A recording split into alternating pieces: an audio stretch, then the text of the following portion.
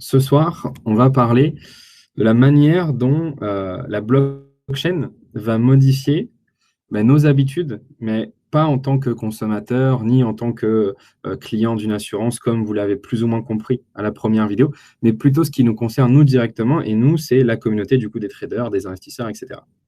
Donc, les technos de la blockchain, aux côtés de l'intelligence artificielle, aux côtés aussi de tout ce qui est réalité augmentée, les objets connectés, enfin tous ces nouveaux domaines, c'est vraiment les choses qui sont en train de révolutionner notre manière de générer des revenus, hein, de vivre, d'investir et également de trader. Alors, en ce qui concerne les revenus passifs, vous avez peut-être déjà entendu parler du minage. Le minage, en gros, c'est ce que l'on a expliqué lundi. Vous savez, les personnes qui vérifient que tout soit OK sur le petit bouquin. Et en fait, pour remercier le fait de prendre du temps, de l'énergie, etc., pour contrôler que tout aille bien, ces personnes-là sont rémunérées en crypto-monnaie. Et c'est ce qu'on appelle le minage. Alors, comme vous savez, il y a un millier de crypto-monnaies. Et donc, chaque crypto-monnaie on va dire qu'il y a des groupes de crypto-monnaies qui ont leur manière de rémunérer les mineurs. Le Bitcoin, c'est, comme je l'ai expliqué, avec la preuve de travail, où actuellement, c'est 12,5 Bitcoins qui sont aux mineurs qui est choisi toutes les 10 minutes. Donc, pourquoi est-ce que c'est un revenu passif? Parce que finalement, et même si ce n'est pas vraiment l'objet du webinaire de ce soir, hein, on pourra reparler du minage une autre fois. Donc, pourquoi est-ce que c'est un revenu passif? Parce que justement, il n'y a rien à faire. En tout cas, ce n'est pas à vous de le faire. Vous installez un petit software et puis après, c'est à vous, du coup, de miner. Après, il y a la donnée. Alors, la donnée, c'est quelque chose qui est un peu abstrait peut-être pour la plupart d'entre vous, mais il faut savoir que la donnée, c'est le nouvel or. C'est la chose qui va prendre le plus de valeur dans les années qui viennent. Et je ne saurais que vous conseiller, d'ailleurs tout ce qu'on va dire ce soir, c'est également des conseils à vous intéresser dans tous les domaines dont on a parlé, donc l'intelligence artificielle, la blockchain, les objets connectés, la réalité augmentée et la donnée. Les 5 sujets du digital et de la nouvelle économie qui vont boomer le plus dans les prochaines années. Donc la donnée, qu'est-ce que c'est? En fait, là, ce que je fais ce soir, je produis de la donnée pour YouTube. Concrètement, j'ai utilisé mes petits doigts, j'ai fait mon webinaire, etc. Et je donne cette donnée, donc la vidéo, ma voix, etc., à YouTube. Et YouTube va utiliser cette donnée pour enrichir son écosystème, pour faire une nouvelle vidéo, pour pouvoir attirer des nouveaux lecteurs, pour pouvoir mettre de la publicité ciblée, pour pouvoir gagner de l'argent. Également votre nom, votre prénom, votre date de naissance, mais également ce que vous aimez. Par exemple, si quelqu'un comme Facebook, au hasard, sait que vous avez liké la page Coca-Cola et que, pour X ou Y raison, ils ont bien compris que vous aimez le Coca-Cola, ça, c'est une donnée importante. Autre exemple de donnée qui vaut de l'argent, pour que vous compreniez bien.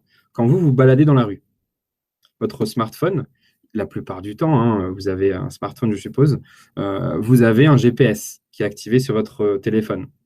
La localisation, donc l'endroit où vous êtes, c'est une donnée. Et c'est une donnée qui vaut de l'argent parce qu'imaginez que moi, enfin, je sois patron d'un bar et j'ai accès aux données du monde entier. J'ai accès aux données de tous les gens qui vivent dans ma ville. Et via une application, je remarque, alors je prends le premier nom que je trouve, alors Serge, hein, tu es le dernier à avoir parlé, et je vois sur mon application qu'il y a Serge. Serge, et d'après son GPS, il est en train de marcher, et il est en train de marcher vers mon bar. Et moi, je vois que j'ai une ou deux tables de libre et je vais regarder un peu, tiens, Serge, je vois que il aime bien le coca ou une boisson particulière. Et tout d'un coup, ce que le mec va faire, il va envoyer une notification push sur son téléphone à Serge et lui dire, écoute, Serge, tu passes devant mon bar, tu sais quoi, je te fais moins 20% sur un coca si tu t'assois.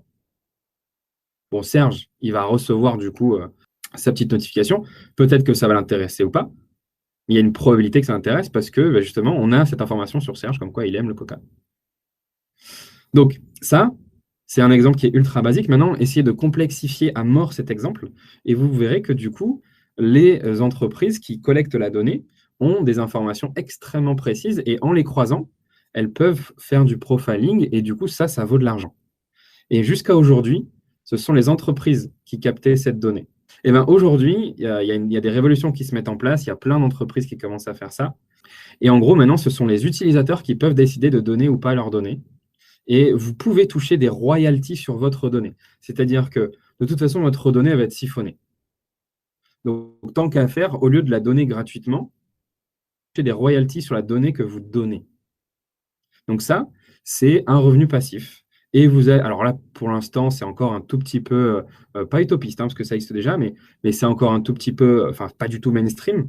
Par contre, croyez-moi, dans 1 an, dans 2 ans, dans 3 ans, ce sera quelque chose de tout à fait mainstream.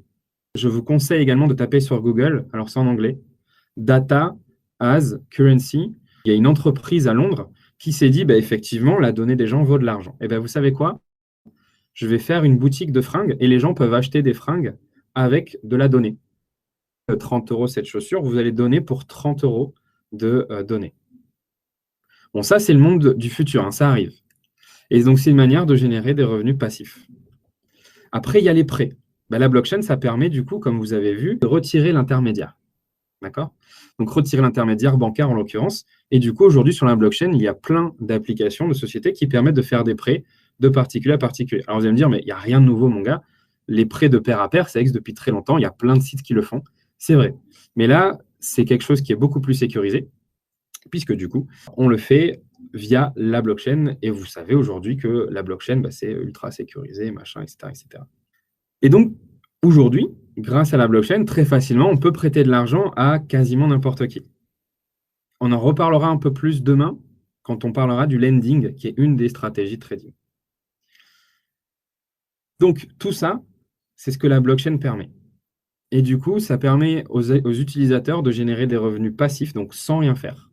En tout cas, avec très très peu d'efforts. Et on se retrouve tout d'un coup avec des gens qui ont plus d'argent qu'avant. Et donc, leur capacité à investir ou à consommer est grandement augmentée. Donc ça, c'est la manière dont la blockchain va révolutionner et est en train de révolutionner la manière de générer des revenus. Et je n'ai pas détaillé, mais on pourrait aller beaucoup plus loin. On pourrait parler de Steemit et compagnie, mais encore une fois, moi, là, cette semaine, mon rôle, ça va être de pousser un peu les gens qui s'intéressent à tout ça. Après, vous faites vos recherches, hein, vous allez voir ce que c'est Steemit et comment, pareil, des blockchains comme Steemit vous permettent de générer de l'argent. Bon, après, ce qui nous intéresse, nous, concrètement, l'investissement et le trading. Alors, en ce qui concerne le trading, la blockchain va également révolutionner nos habitudes. Alors, attention, je ne parle pas de crypto-monnaie. Certes, demain, on va parler du trading de crypto-monnaie, mais ça révolutionne que dalle. Hein. Une crypto-monnaie, c'est un actif comme un autre. Ça se trade plus ou moins pareil qu'une action, qu'une paire forex, etc.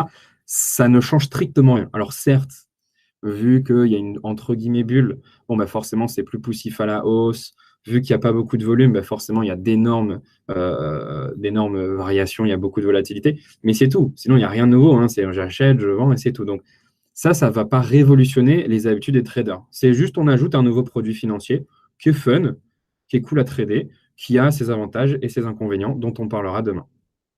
Non, moi, je parle vraiment d'autre chose de plus global. Qu'est-ce que la technologie de la blockchain peut faire pour le trading au sens large?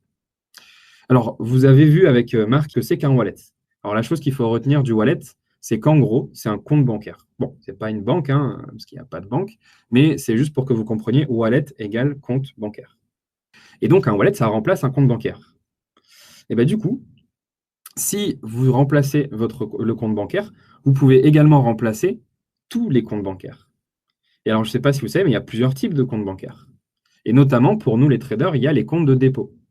Alors là, je vous renvoie aux vidéos de débutants, la formation débutante de décembre dernier, où je vous explique comment ça fonctionne, un effet levier, un compte de trading, etc.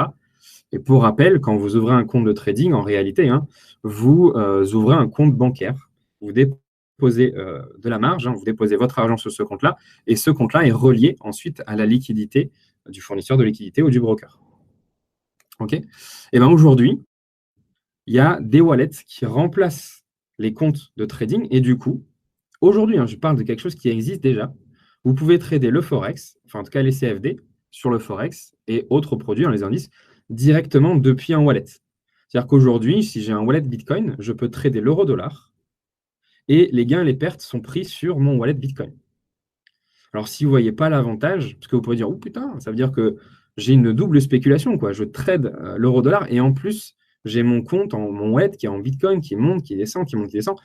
C'est super risqué, quoi. Enfin, en tout cas, pour ceux qui n'aiment pas trop ça. Alors, c'est vrai, et on pourra en reparler juste après, parce que c'est un des sujets de la vidéo, et on verra quelles sont les solutions, du coup, pour trader depuis un wallet de manière plus sécurisée. Et dans tous les cas, le fait de pouvoir trader le Forex depuis un wallet, ça permet quoi? Ça permet de dire à tous les crypto-sceptiques, Ah, tu veux pas trader la crypto? Mais écoute, il n'y a aucun souci. Par contre, s'il te plaît, ne mélange pas, encore une fois, crypto et blockchain. La crypto est une application financière de la blockchain. Et ce que la blockchain te permet de faire, c'est de pouvoir trader depuis un wallet. Donc, tu n'as plus besoin de compte de dépôt, tu n'as plus besoin de compte bancaire. Et donc, bien évidemment, à terme, si vous avez bien compris, on n'aura peut-être même plus besoin de broker, parce que c'est de la désintermédiation. On pourra directement se connecter à la liquidité du broker. C'est-à-dire que le broker, c'est un intermédiaire entre la liquidité, donc le fournisseur de liquidité, et nous, quand le broker ne fait pas sa sauce en interne. Et bien là, du coup, dans le futur, on n'en aura plus vraiment besoin. Et ça existe déjà. Je ne parle pas de quelque chose de futuriste. Il y a 3 sociétés dont je vous parlerai après qui le font.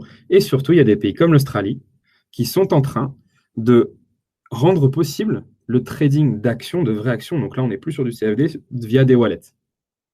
Et donc, ils sont en train de pousser la régulation. Donc peut-être qu'on verra en 2019, parce qu'à mon avis, c'est échéance 2019, l'Australie sera le premier pays à rentrer dans cette révolution du trading. Alors, quel est l'intérêt de trader depuis en wallet? Eh bien, vous le verrez après. Voilà. Que je détaillerai tout ça juste après dans les slides. Et enfin, l'investissement. Alors ça, du coup, c'est l'investissement pour tout le monde. On appelle ça la tokenisation. Alors la tokenisation, ça démocratise l'investissement en supprimant les barrières physiques et les barrières géographiques. Tout le monde, grâce à la tokenisation, alors je ne sais pas pourquoi il m'a mis des O à la place des I, mais c'est pas grave. Tout le monde, grâce à la tokenisation, peut investir dans l'immobilier avec une fraction d'euro. Il faut bien penser que tout ça, là, les 3 choses dont je viens de vous parler, donc cette petite introduction, pensez bien que je ne vous parle pas du futur là. Là, je vous parle de ce qui existe à l'heure actuelle. Donc, on est sur quelque chose qui existe aujourd'hui, mais qui n'est pas très développé pour 1 milliard de raisons, dont on parlera vendredi du coup. Il y a le problème de la sécurité, il y a le problème de la régulation, il y a le problème de l'éducation. Et ces 3 problèmes-là, pour l'instant, sont des freins. Mais c'est tout à fait normal parce que quand vous réfléchissez bien, qu'est-ce que c'est qu'une nouvelle technologie?